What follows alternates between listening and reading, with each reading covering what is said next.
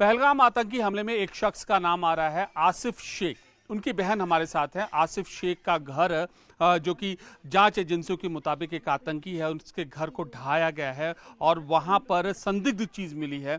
आसिफ की बहन है हमारे साथ। ये बताइए कि जो उनका नाम सामने आया है, आसिफ का नाम, और अब उसके पीछे अंतिम बार उससे मुलाकात कब हुई थी आप लोगों की? हमारी तकरीबन मुलाकात हुई थी 2021 में। तब वो सिविलियन थे, 2021 में हुए थे। उन्होंने मेरी बात पक्की की थी, तब हमारा मुलाकात हुआ था। उसके बाद आसिफ क्या आता जाता था यहाँ पर? क्या उससे आपकी बातचीत थी? मैं लेबरिंग का काम करते थे जम्मू में। पता नहीं, मैं तब दारुल में थी। घर वालों का कहना है कि वो तब आए यहाँ पर, बोला कि हमें अखरोट लेने हैं, जाना है कहीं पे, तो पीछे से फौज आ गई। फौजों ने कहा कि उसने गन उठाई है। आधे आप खुद भी बोले। ये कब की बात है? ये कब की बात? 2022 की बात है।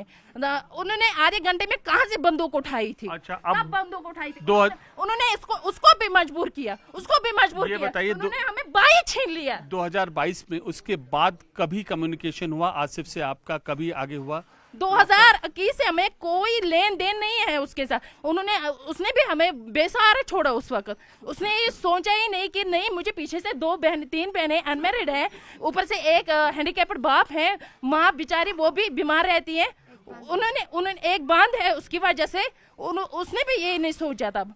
लेकिन इन फौजी एहलकारों ने भी उसको उस वक्त भी यही किया। आज इसका घर, ये घर उसका ढाया गया है और ये कहकर कि आतंकवादी है। कहाँ से उसका घर था? कहाँ से उसका घर था? ये अभी तो उसके बाप के घर नाम पे घर नहीं हुआ। उसके बाप का उसके नाम का कब हुआ? ये आप मुझे बताइए, इसके पेपर्स लाइए, कहाँ से उसका नाम का हुआ? ये जांच एजेंसियों का ये भी कहना है कि उसने पूरी साजिश के तहत पहलगाम के आतंकवादी हमले को अंजाम दिया। जब साजिश के तहत उन्होंने बोला तो फिर पकड़ा क्यों नहीं?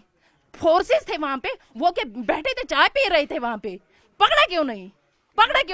जो मारे गए उनको लेकर उनके प्रति आपको क्या इमोशंस है? हाँ, उनके लिए तो इमोशंस है, ओबियसली है इमोशंस। उनके लिए हुआ उनके साथ ना इंसाफी, उनके लिए हमारी भी हमदर्दी है। लेकिन जिसने वो किया उसको खुद पकड़े। हमारे घर को क्या किया? ये तीन चाचाओं का घर है। हमें आप महसूस करती हैं कि आपके भाई का इन्वॉल्वमेंट उसमें हो सकता है? क्योंकि सब यही कह रहे हैं।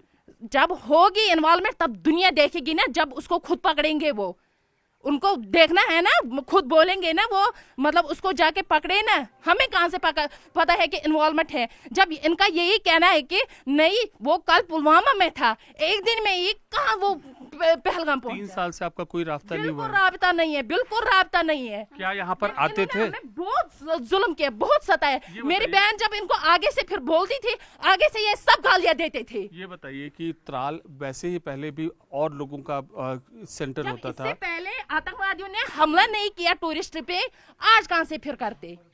ये सब कुछ खुद करते हैं, सब कुछ खुद करते हैं।